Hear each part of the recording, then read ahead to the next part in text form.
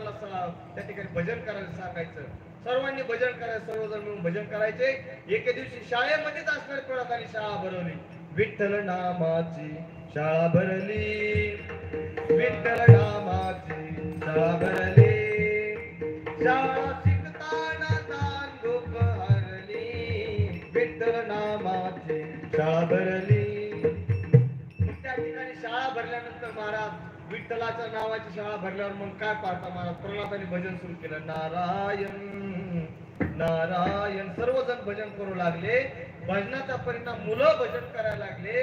आता ऐका, भजन करता करता शंडा मर्क ऋषी ज्यावेळेस मुलं काय करतात हे पाहण्याकरता येतात, त्यावेळेस सर्वजण मुलं भजनामध्ये दंग होतात, टाळ्या वाजवतात, भजन करतात. आणि मग शंडा मर्क ऋषी ज्यावेळेस शाळेत वर्गात येतात, त्यांनाही असणाऱ्या एका विद्यार्थ्याचा स्पर्श होतो. शंडामर्क ऋषी पुन्हा भजन करायला लागतात. नारायण नारायण श्रीमन नारायण नारायण नारायण. महाराज शंडामर्क ऋषी भजनामध्ये मग्न झाले. भजन करता करता एवढं भजनाचं असणार महाराज त्या ठिकाणी वातावरण झालं, एवढं वातावरण झालं की आपला मुलगा काय करतो हे पाहण्याकरता हिरण्यकश्यप शाळेत आला. ऐका, हिरण्यकश्यप शाळेत आला, मुलगा काय करतो हे पाहण्याकरता वर्गात गेला आणि सहज त्या शंडामर्क ऋषीचा हात असणारा त्या हिरण्यकश्यपूला लागला. परिणाम काय झाला? हिरण्यकश्यपू भजन करू लागला.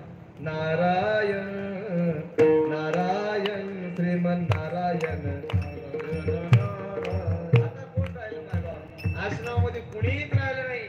सर्वजण भजनामध्ये दंग झाले. एवढे दंग झाले, एवढे दंग झाले की तिथं उठवायलाच कुणी नाही राहिलं महाराज. भरपूर भजन घडलं. इतकं भजन घडलं की सर्व भजनामध्ये असणार बेधुंद झाले. आणि अचानक हिरण्यकश्यपूला देहावरती आला, म्हणला मी भजन करतोय. एवढाच लगी शंडामर्क ऋषींना असणारा आवाज दिला.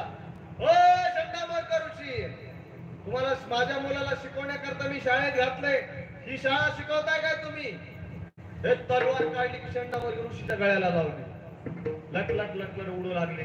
कारण का आता बोलायची काही सोय नाही. जागेवर रंगे हात पकडल्यानंतर पळायची काय गरज राहत नाही. शंडामर्क ऋषी एक नाही, दोन नाही, गप बसून घेतलं. पोरही त्या ठिकाणी शांत उभा राहिले. शांत उभा राहिल्यानंतर असणार प्रल्हाद मात्र भजन चालू. नारायण. कारण भक्त महाराज कोणालाच भेट नसते. आणि मग शंडामर्क ऋषीला हिरण्यकश्यपूने सोडून दिलं. पुढे एक पाऊल टाकला आणि तीच तलवार असणारी प्रल्हादाच्या गळ्याला लावली. बंद कर बंद कर म्हणलं तरी प्रल्हाद बंद करत नव्हता माय बाप. कारण तो तुमच्या आमच्यासारखा पळकुटा नव्हता. आता जर कोणी कीर्तनात आलं, मला म्हणलं चाकूला आलं, म्हणलं कीर्तन बंद कर, कीर्तन बंद करी. त्याला म्हणे मारू नको, साडी घालतो पण मारू नको, मारू नको. का की आपल्या जीवनात आपण देवावर एवढी भक्तीच नाही. आपली टंगळ मंगळ शेवण टंगळ मंगळ मेवा ही तुमची आमची भक्ती. त्या ठिकाणी प्रल्हादाची भक्ती तशी नव्हती. बापाने तलवार लावली नैडाला, भीत नाही बापाला सुद्धा. त्या ठिकाणी प्रल्हाद भजनच चालू आहे. भजन चालू असताना हलवून त्या ठिकाणी हिरण्यकश्यपूने जागत केलं. हे प्रल्हादा काय करतो? प्रल्हाद म्हणतो भजन करतो. कुणाचं करतो? म्हणजे देवाचं. कुठे आहे तुझा देव? कुठे? प्रत्येक ठिकाणी देव आहे. असं म्हटल्यानंतर हिरण्यकश्यपू गप झाला. कारण बापाला असणार पोरग जर बोलायला लागलं तर बाप गप बसतो. गावातला कुणी बोलू द्या, सगळ्याला गप करणारा माणूस, बोलण्यामध्ये सगळ्याला गप करणारा माणूस, त्याचा मुलगा बापाला गप करत असतो.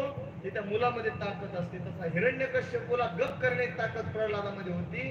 राग हिरण्यकश्यपू घरी आला आणि शंडामर्क ऋषीला सांगितलं की आता शाळा बंद करून टाका, प्रल्हादाला घेऊन या. प्रल्हादाला घेऊन येतात. महाराज इतका त्रास दिला जातो, उकळत्या तेलामध्ये टाकलं जातं. हत्तीच्या पायाखाली त्या ठिकाणी चिरडण्याचा प्रयत्न केला जातो. हत्ती शांत होतो. विषारी सर्प खोलीमध्ये सोडले जातात. विषारी सर्प चावत नाही. एवढंच नव्हे तर कड्यावरून ढकलून दिलं जातं. भगवान परमात्मा झेलून माझ्या प्रल्हादाला पुन्हा राजवाड्यात घेऊन येतो.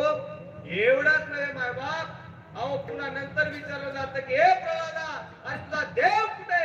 त्यावेळेस प्रल्हाद सांगतो कुठेही महाराज.